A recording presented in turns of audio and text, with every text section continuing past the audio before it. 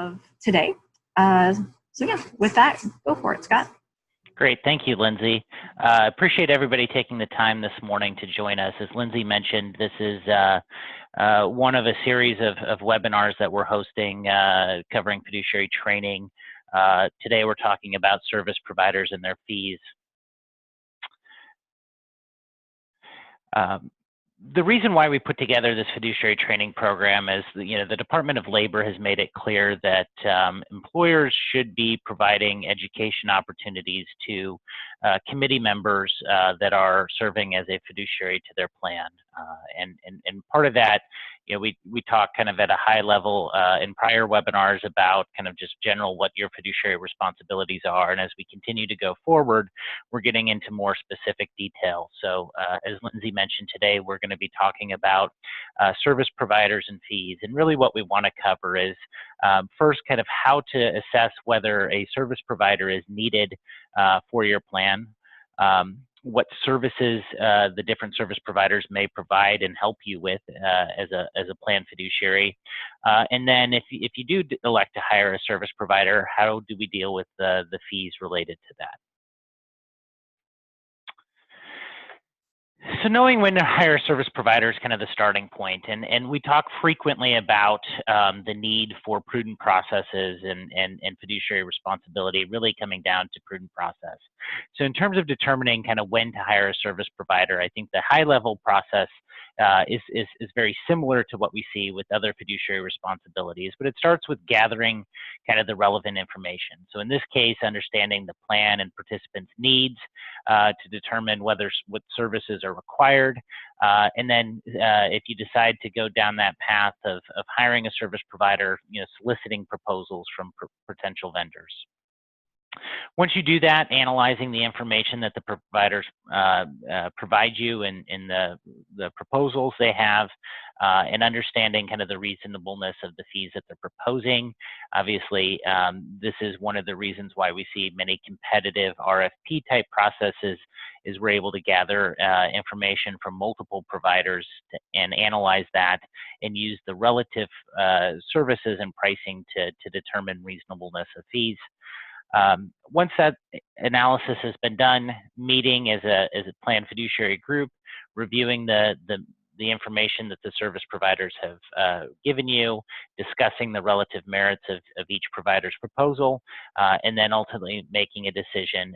And lastly, and probably most importantly, documenting the process that you went through. So you should have meeting minutes that document the review and the discussion of the service provider proposals, and you should retain the source material that was used, whether it be the proposals or supporting materials that went into, as well as the analytical materials that went into making the decision to hire a service provider. So this prudent process, kind of this wheel that you see is one that you'll see frequently from us as we talk about fiduciary responsibility. In terms of determining how to use that in a service provider context, it's really, determining first whether you need to hire a service provider based on the specific needs of your plan, gathering the information, reviewing that, making a decision, and documenting that. So that first step of knowing when to hire a service provider in some cases is the most challenging because it's not always clear-cut. Usually what the Department of Labor has said is that plans fiduciaries should look to hire a service provider when the committee lacks the expertise to do the services themselves. Fiduciary responsibility requires that those fiduciaries serve as prudent experts, and given the kind of the breadth and complexity of plans, I think it's reasonable to assume that in most cases it's very difficult for any single committee member or even group of committee members to be expert in all of the areas that are needed to go into plan management. So committees should, when they think they lack the expertise to do this internally, look to hire service providers to support them. specific questions or considerations that the committee should look at when they go down this process is first, whether the committee has been delegated to hire the authority to hire a third-party service provider. In some cases, we find that the delegation isn't clear, and so we don't know whether the committee has the authority to hire service providers. In other cases, as we've seen more formal adoption of fiduciary delegations, the committee maybe has been explicitly not delegated the authority to hire a service provider, and ultimately that responsibility is retained by a different party, potentially the board or some other group. So understanding, before you start this process, do we have authority to do this and hire a service provider? And if not, who does, and maybe they should be making those considerations. As I mentioned, does the committee lack the expertise to fulfill the specific fiduciary function? We're going to talk a little bit more about some of the common service providers and the roles that they fulfill, but it does come down to, do we have the expertise to do this ourselves? If not, we should potentially be looking for outside resources to help us with it. As you go down this path, understanding whether the service provider is qualified to provide the services that you've identified, the function that you're looking to hire for, and then how will the service provider be compensated? It's really important, I think, if you are looking to hire a service provider, that you understand their qualifications to do these specific functions, because you're looking to hire them for their expertise, and have a clear understanding of how they're going to get paid. Both, I think, for business reasons in terms of the potential costs that would be incurred by that provider, as well as for fiduciary reasons if you'd like to pay some of those fees out of the plan. So understanding the compensation model is very clear, and whether there's any conflicts of interest or other issues that may impact the services that you receive from the service provider. And then lastly, I think it's really important, and I think this gets often overlooked, is what responsibility will remain after hiring the service provider.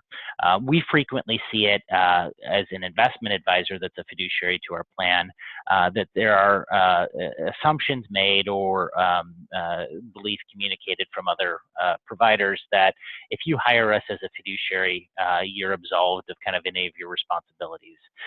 We see that with discussions around the 338 investment managers, as well as just general kind of co-fiduciary services, that there's some belief that if I've hired somebody else, then I'm off the hook. And ultimately, there is kind of no way as plan fiduciaries to get off the hook completely. At a minimum, you are going to retain the responsibility to monitor the service provider that you've delegated any responsibilities to, and you need to understand the services they're providing, the quality of those services, the fees that you're paying for that, and you retain the responsibility to do that. So there is no way to totally outsource and absolve yourself of any responsibility as it relates to hiring service providers. But separate from kind of the fiduciary responsibility piece, I think it's also very important to understand when you hire a service provider, kind of specifically what services they're going to provide to you and to your plan. And we'll talk a little bit about why that's not always clear-cut in a few slides. So as we look at a typical plan, and in this case, we're really looking primarily at a defined contribution plan, although it's probably very similar with a few additional services for a defined benefit plan. The typical structure we see is a plan sponsor and a committee, and the committee and sponsor electing to work with potentially upwards of 4 typical service providers. In many cases, a plan sponsor and committee will elect to work with an ERISA attorney to provide legal and other advice. Plans that are of kind of a certain size are required to have an audit, so they're working with an auditor. They may choose to work with an investment consultant, and they may choose to work with a record keeper, third-party administrator to provide record keeping administration to the plan. Frequently, the record keeping and administration is bundled with the custodial services. For some plans, you may see an unbundling of that where the record keeper is delegating to a third party custody of the plan assets, and so that's a potential fifth service provider that's involved in the equation.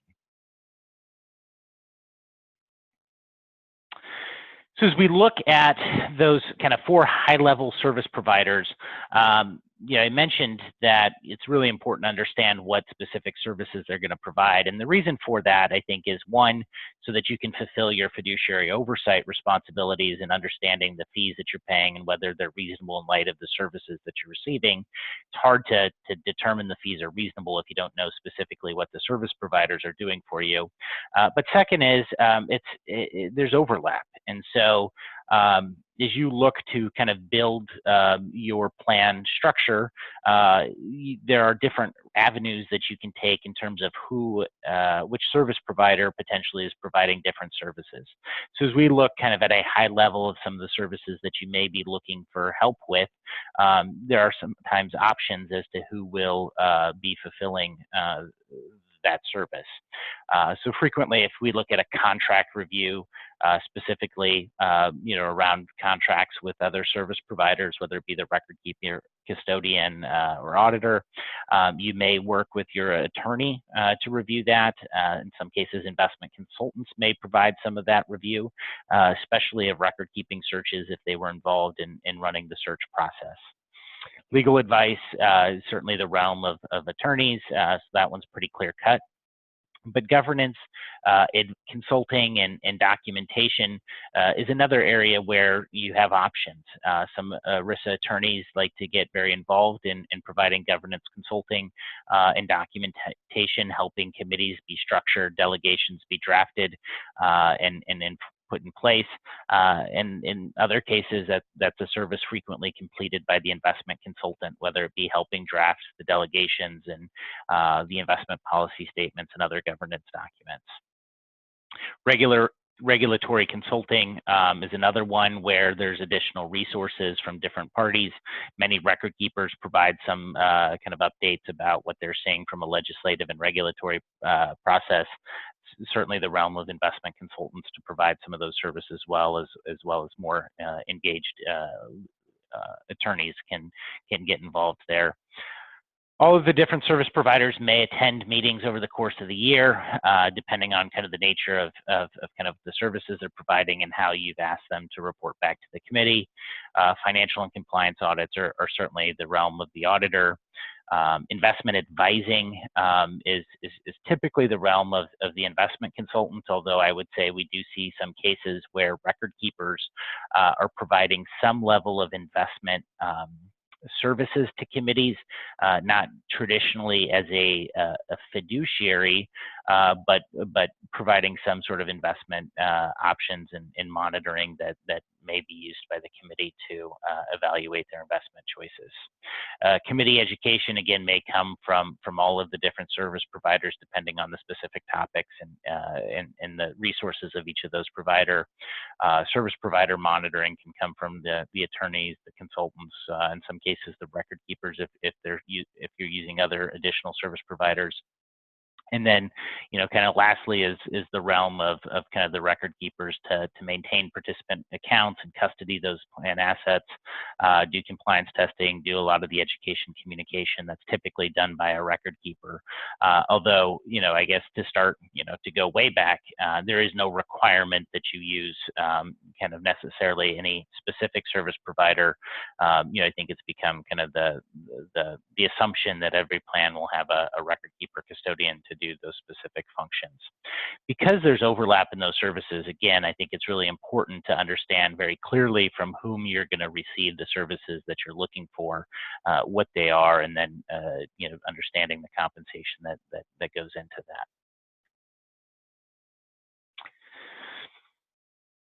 In terms of the value added from each of those service providers, I think at a high level we can talk about that, and it depends specifically on each of your plans and what you're looking for. But attorneys, can provide governance consulting and can really help structure and document a well-run committee, as well as providing compliance with legal and regulatory obligations, whether that be as it relates to governance, or specifically if there are plan correction issues, attorneys can provide some support to make sure that those are resolved properly.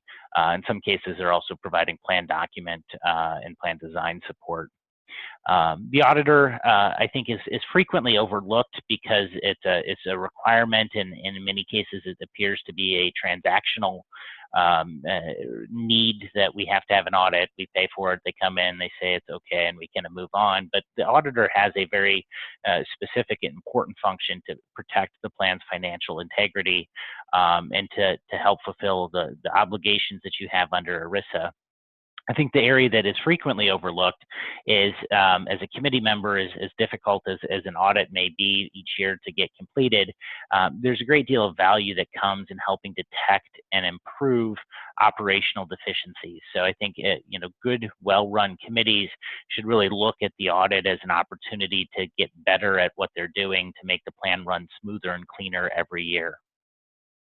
On the investment side, the investment consultant can also provide a great deal of governance support to help the committee both structure themselves and document the ongoing processes that they're implementing, so that they can demonstrate that they're fulfilling their fiduciary responsibilities. The investment consultant can also help effectively monitor the vendors that are being used, whether it be auditors, record keepers, custodians, communication and education vendors. One of the challenges, I think, for any plan fiduciary is to have kind of the breadth of knowledge and experience of the service providers to understand how things are going. Investment consultants, because they're dedicated to this business and working specifically kind of in this realm, have a greater breadth of kind of understanding of the service provider, and can understand some of the issues that that may come up. I was actually talking to a record keeper yesterday that had some issues with their SOC 1 audit that are coming to the fore for their clients. We as a firm have multiple clients that are impacted by that. We can bring some of the context that we see from kind of that broader perspective to each of those individual clients and how that may impact them.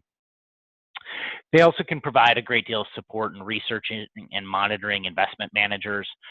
The investment function, I think, is typically, what most people think of as the investment advisor providing primarily, but there are literally tens of thousands of investment products, different share classes, different investment strategies, different investment products out there that need to be monitored. And if you're looking to make decisions to be researched, having support there as a committee, I think, is important. And then also helping kind of at a higher level design the investment menu, discuss communication, education to promote better outcomes for participants is a role that the investment consultant can fulfill. The record keeper can administer the plan, making sure that the transactions that are happening are done in accordance with the plan document. Things like compensation is being used accurately, you're meeting all the limits, doing all the testing. They can also provide a great deal of support to the education communication to help participant make decisions that improve their outcomes. They can provide additional retirement projections, and they can, I think most importantly, serve as an extension of the staff for your program, where you're able to outsource much of the daily administration of the plan, whether it being approving certain transactions, doing reconciliations and the like, to make sure that the plan's being run in accordance with the document, with ERISA. So we've talked a little bit about when should we hire a service provider and what service providers should we hire. If you go that route and decide to hire a service provider, then we quickly get into the issue of service provider fees. And if you are retaining a service provider, whether it be record keeper, custodian, investment consultant, or advisor, auditor, attorney, as a plan sponsor, you need to determine how those fees should be paid. And in most cases, in all cases, you can choose to pay those using company assets. You, as a corporation sponsoring the plan, can elect to, write the check and pay for any of those fees.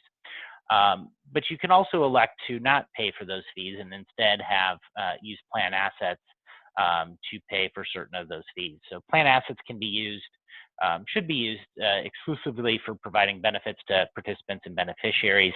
As part of that, committees are permitted to pay certain reasonable expenses from the plan, not for settler functions, but for to support the plan. And that comes really from ERISA Section 404. There is an issue, though, if you're not paying reasonable fees, that you can run into some problems, and the penalties include excise taxes and potentially disqualification. So, the starting point is you can always pay for these services as a company. And if you do, then we can take off our fiduciary hat and not be concerned with kind of reasonableness. You can elect to pay whatever you want as a company for services.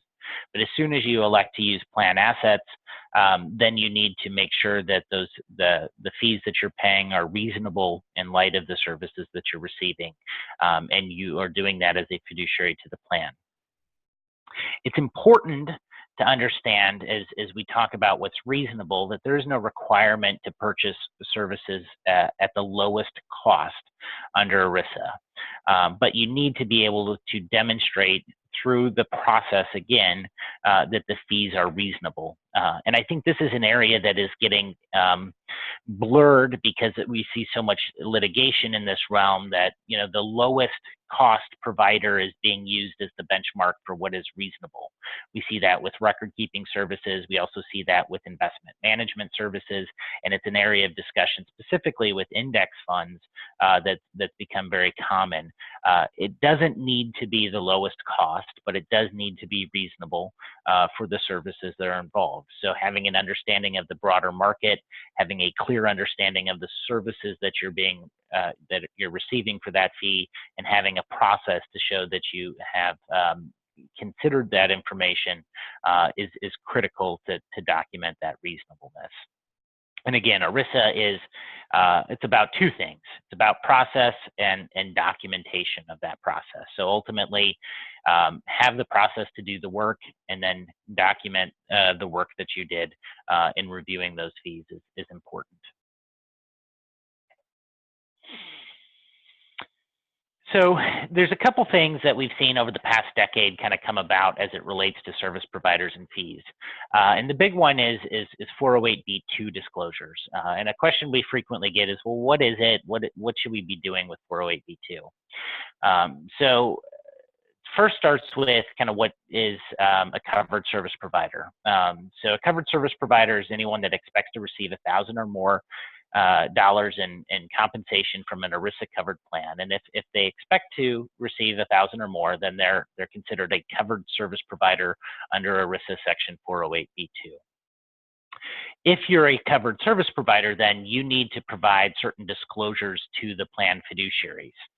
It begins with an initial disclosure at the time that you enter into a contract with that service provider, and that disclosure has very specific information that needs to be included, including a description of the services that are being provided by the service provider, whether they are serving as a fiduciary to the plan and providing those services, and then the compensation that they expect to receive from the plan. I think the issue that we run into most often is beyond the initial disclosure. This is a disclosure requirement that's different than many of the other ERISA fiduciary disclosures that we see, specifically as it relates to participant disclosures where there's an annual notice requirement. There is no annual notice requirement for 408B2 disclosures, so a service provider needs to provide an updated disclosure past the initial disclosure if there's any change in the services, the fees, or the fiduciary status. So it's a little bit different than maybe what you're accustomed to, where it's like, I'm going to see a 408B2 every year from my service providers. That's not how the regulation is set up.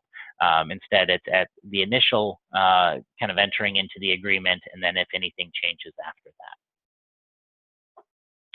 So what are you supposed to do as a plan fiduciary as it relates to these 408b2s? So you're supposed to periodically evaluate them. So make sure that you have them on file and that you've reviewed them, that you understand the services that are providing.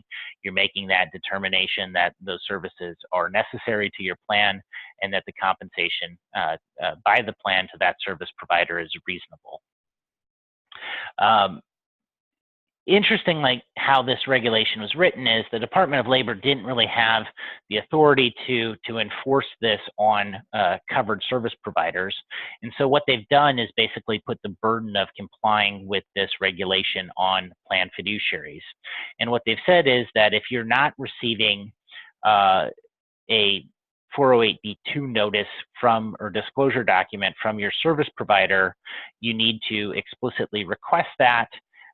And if you do not receive that, you should terminate your agreement with that service provider and you should report them to the Department of Labor. So while this is a disclosure that should always come from your plan's covered service provider to the plan, the responsibility for ensuring that you're getting that is on you. And if you don't get it and you ask for it, you need to report them and terminate those services. So as a committee, I think it's important to have a regular process to review that you're getting the 408b2 disclosures, you understand the services that are being provided and the fees that you're paying.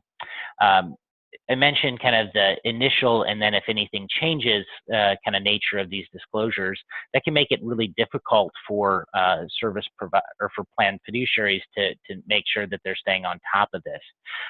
Because if you got it when you initially entered into an agreement and then you don't get it thereafter, you don't really have a sense of, am I not getting it because nothing's changed, or am I not getting it because my service provider is not providing me the 408b2 disclosure? We've seen vendors kind of approach this in different ways. Personally speaking, as a firm, what we've decided to do is provide an annual 408b2 disclosure to our clients so that they receive a document from us that's current to the services that we're providing, our fiduciary status and our fees each year. They know that we're getting that.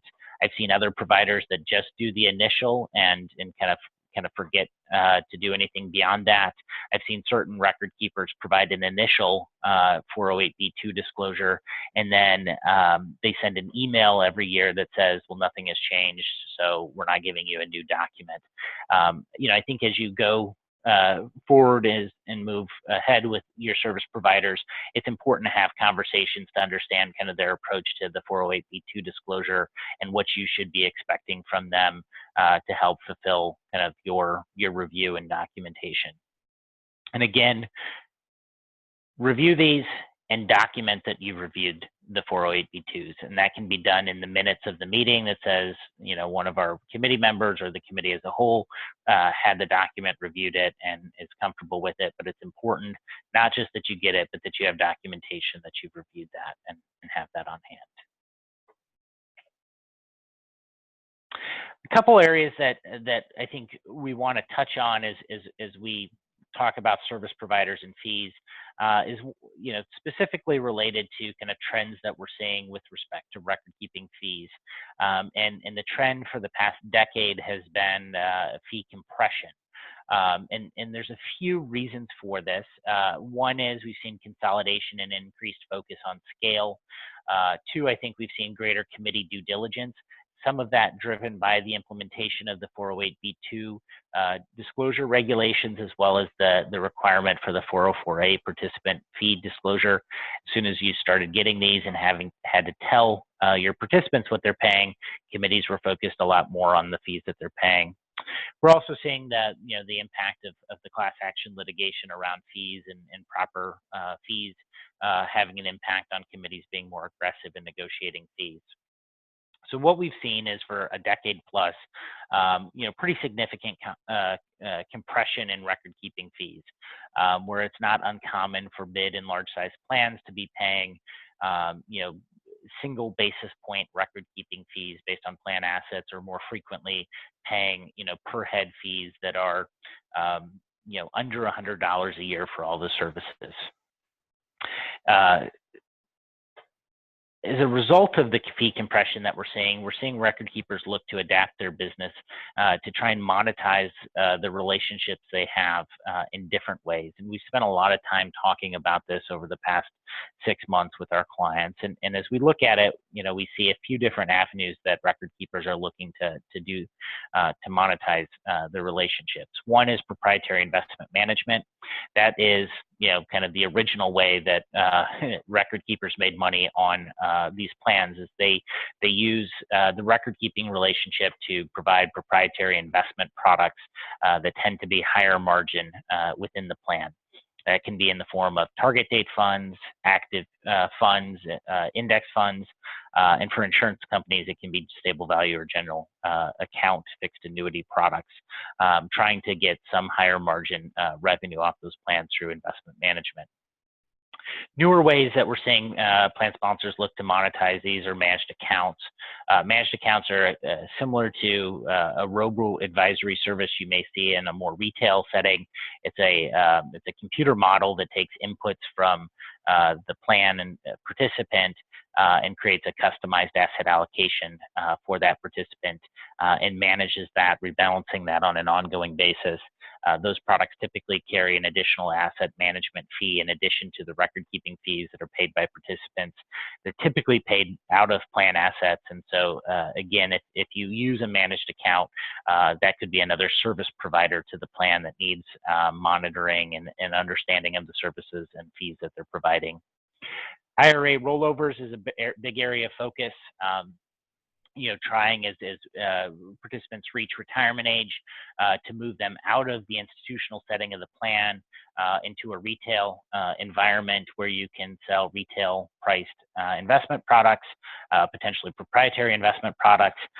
Certainly is a big area of focus, was an area of focus as the Department of Labor drafted and tried to implement their fiduciary rule.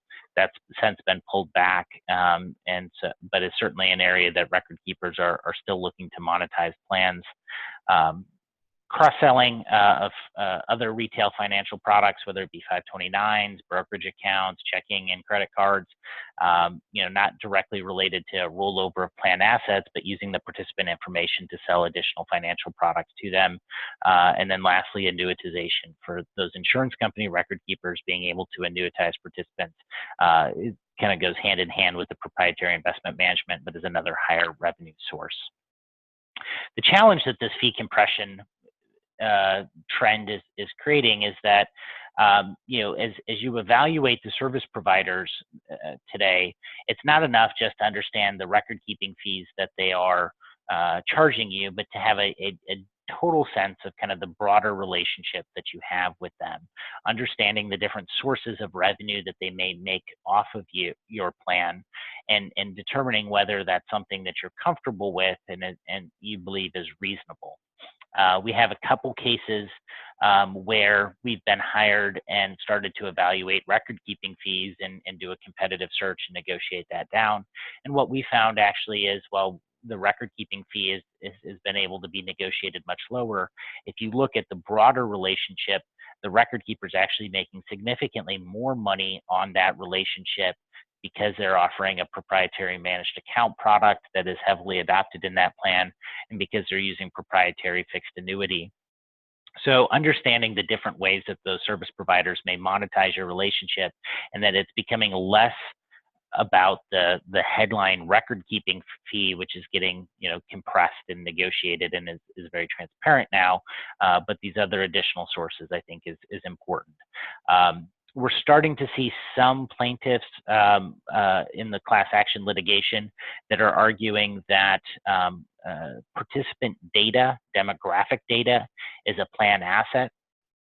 And I believe it was the Vanderbilt University settlement that this was an argument. And the idea there was that because the participant data is a plan asset, you as a plan fiduciary need to protect that. And the issue really centered around kind of the selling of additional services to participants for the record keepers involved. So it may, if you're with a service provider and they use the participant contact information and demographic information to be pitching them additional services, that is being, interpreted, at least by the plaintiff's attorneys at this point, is that, you're allowing them to use plan assets potentially imprudently. So this is an area that, I think is still very early stage, but is, seeing more and more focus from a kind of an oversight of your vendor perspective in terms of what additional work, how else they may monetize the participant information that you make available to them when you hire them to record keep your plan.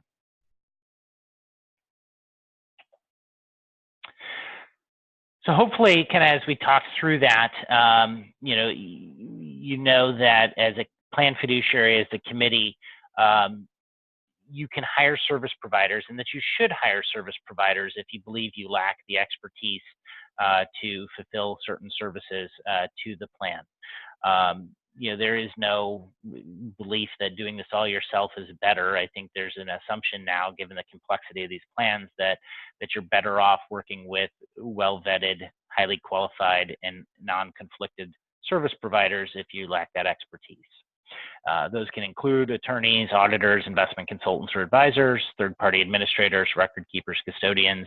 If you have a DB plan, including, could include actuaries as well. Understanding where those services may overlap, I think, is important to understand who you want to be receiving the specific services from, what you're paying for that, so that you're not paying duplicates or you're getting kind of a muddled service structure. And then lastly, if you're hiring a service provider and you're choosing to pay them out of the plan assets, that they're a covered service provider, you should be receiving a 408(b)(2) disclosure, reviewing that, and documenting that. Again, ERISA fiduciary responsibility is all about prudent processes for making these decisions, deciding you need service providers, requesting information, analyzing it, discussing it, making decision, and documenting that. That process, whether it be for an attorney, an auditor, an investment consultant, or a record keeper, is going to serve you well in being able to demonstrate that you're fulfilling your fiduciary responsibilities. We did get one question that I do want to touch on, and probably could be a whole nother webinar, so I'll try and talk about it at a high level. But it's the issue around cybersecurity, and this is an area of evaluation of service providers that I think is becoming a much higher priority given the threats that we're seeing and the potential cost if there's cyber breaches. So again, I think one, I would tie this back to kind of first having a clear understanding of the service providers that you are hiring and what you expect them to do. So if we talk about those four big buckets, your ERISA attorney is probably not going to have personal information for your plan participants. And so nor is your investment advisor typically going to have that. Your record keeper certainly is going to have a lot of individual participant data, and they potentially may share that with the auditor to fulfill the audit. So first, understanding the services that each of your services providers are going to offer, whether they're going to have personal information for your plan and your participants, and if so, then making sure that you're doing kind of the proper vetting of the service provider. And there's a couple things that we see there is becoming kind of more kind of common as we look at this. One is when you're doing a request for proposal, there's certainly a lot more questions around cybersecurity policies, implementation of that, specific policies and procedures around that that are being asked of all record keepers. One of the challenges that we see as we try and vet record keepers for their cybersecurity policies and procedures is a little bit of a reluctance in wanting to share too much detail about that because of concerns that may provide a roadmap to the bad actors out there that are trying to attack these systems. My understanding is that there's an industry group called Spark that has a variety of consultants, record keepers, custodians, and they're working on creating some standards around cybersecurity so that record keepers are able to kind of more clearly and consistently communicate standards. This is an area that Spark has worked on with other issues, whether it be requests for proposals and other areas where they've tried to create some industry standards to make it easier for plan sponsors and fiduciaries to vet information. So I think more to come on kind of some industry standards with respect to cybersecurity. On an ongoing basis, I think it's important to look at things like the annual audits that the record keepers are getting. I mentioned we were notified recently of a record keeper that works with a few of our clients that had issues with their SOC 1, starting to understand what those issues are. In this case, it was not related to cybersecurity issues, but if it is, having some additional questions related to that and following up. And then, I think the area that we're seeing some evolution as well with respect to cybersecurity is kind of what types of protections and standards does the record keeper have if there is a breach. So will they make whole any lost assets? Are they going to try and put that responsibility back on you? What types of protections are they going to provide? I think this is an area that's only going to continue to get worse and worse. I think record keepers are investing heavily to keep up with this, and then it's an area that plan fiduciaries are going to be spending more of their time, both in the vetting process of any individual record keeping vendor, but the ongoing monitoring of that provider. I think it's certainly an area that also is leading to the increased focus on scale and consolidation. The investments in cybersecurity are significant investments in things like voice prints and voice technology, secure data centers, background check. It becomes very expensive to implement kind of a full cybersecurity program, and there's always more money that can be spent. Having scale as a record keeper and having systems and being able to spread kind of the investments in this realm over a larger client base is certainly driving consolidation there. So I think it's certainly an area that we're seeing more and more discussions, more and more at the committee level requests that the record keepers come in and report on what they're doing with cybersecurity protocols and provide that as part of reviewing not just the fees, which historically has been kind of the easy part to look at the fees and whether we think the fees are reasonable, but understanding the services that are being provided and specifically around protection of plan and participant personal information. We had another question about insurance coverage and kind of what should insurance coverage be in place for the plan and the committee. Fiduciary liability insurance for the company that includes and covers the committee members, I think is critical. We had some internal metrics, and I don't recall them off the top of my head about how much insurance is needed for any based on the specific size of your plan, but I certainly can follow up with that. But I think it's certainly an area that you should have fiduciary liability insurance covering the directors and officers of your organization and the committee members. Historically, we saw that frequently was kind of included as a throw-in with the broader kind of T&O coverage and other liability coverage that a company may have had. Given the increased litigation, we're seeing a lot more questions around governance, delegations, processes that are in place that go into the underwriting of this. So we've gotten from a number of our clients over the past year kind of very detailed data requests about things like documentation, meeting minutes, agendas, what are we doing to make sure we're fulfilling our fiduciary responsibility. And those requests were really in support of getting underwriting completed for fiduciary liability insurance. As we see more litigation, the potential cost of these, payouts of these policies has gone up. And so the insurance companies are asking more about this. So again, you should have the coverage. If you want to follow up, we can talk about kind of specific policy sizes. I'd have to do a little bit of research there. I think some of my colleagues are better informed on that than I am. but you should have the coverage, and insurers are getting smarter about this, and so it kind of is another reason why I think it's important to have proper governance structure, delegation, and processes to demonstrate you're fulfilling your fiduciary responsibilities.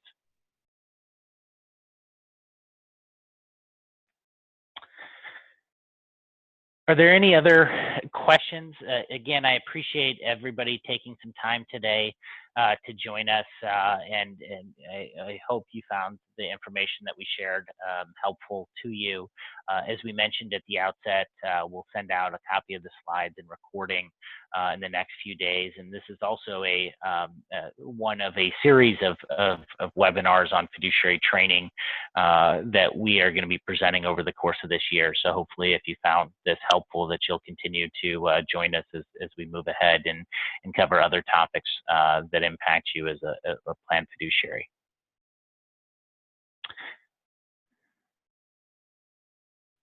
We got one more question, and specifically whether there's any differences for 403(b) plans as it relates to fiduciary responsibility. I would say generally no, if it's an ERISA covered 403(b) plan. Non-ERISA or plans are maybe a little bit different, and so if it's a non-ERISA plan, we could certainly talk offline about that. But certainly, ERISA 403(b) fiduciary responsibilities are very much akin to the 401(k) responsibilities that you see there.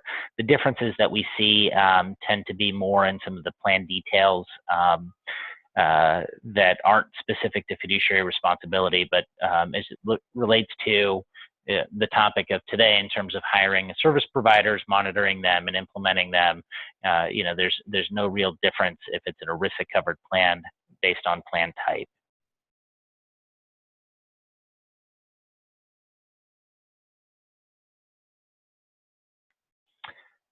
Thank you again, and if there are any additional questions, certainly feel free to follow up with myself, or if you work with one of our other consultants, or feel free to follow up with them. Thank you for joining us today.